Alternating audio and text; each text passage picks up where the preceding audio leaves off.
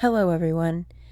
ZZZ crushes the competition, cruising to about $96 million with the latest Sensor Tower revenue report from the month of July.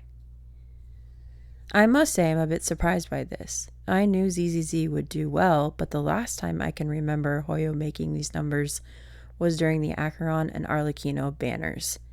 This is good because I think there will be more interesting banners than Ellen in the future. I love her design and her character, but I like the other Ice, DPS, Miyabi, and some of the ones they showed in the game trailer a lot better. But this is just my personal preference. Despite this huge number, these numbers fall short of Hoyo's other titles in the first month, with Genshin making $245 million in its first month, and Honkai making $130 million in its first month.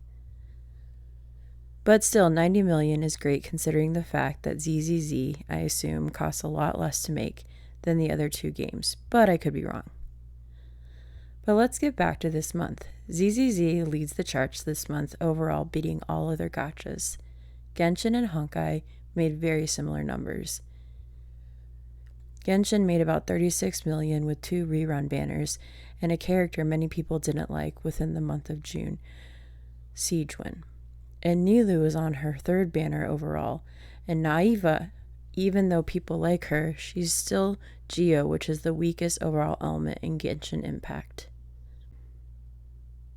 Honkai made about $35 million overall, which I'm sure consists of some leftover cells from Firefly, but the bulk of the month of July was Jade, which wasn't received very well because she underperforms in 2 of the current endgames,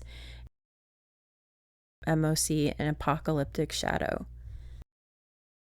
These 2 games didn't do well because of overall poor banners that weren't received well by the community.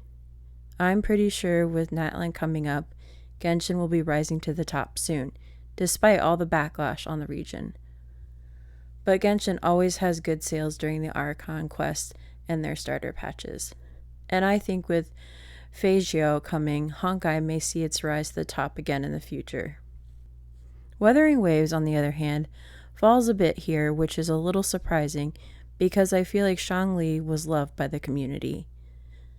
But maybe people already had the resources to pull for her, and I also think it's because her weapon wasn't needed, because the free-to-play weapon Emerald of Genesis was serviceable compared to the options from their previous banner, Jinshi. I think that sadly I see these numbers going down in the future for Wuthering Waves in 1.2.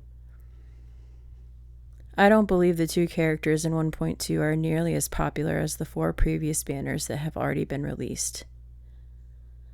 I can see a big drop off coming for Wuwa. It will be interesting to see what happens in 1.3 and above, because they should release some of the characters we have already seen in the story so far to get some hype around the banners.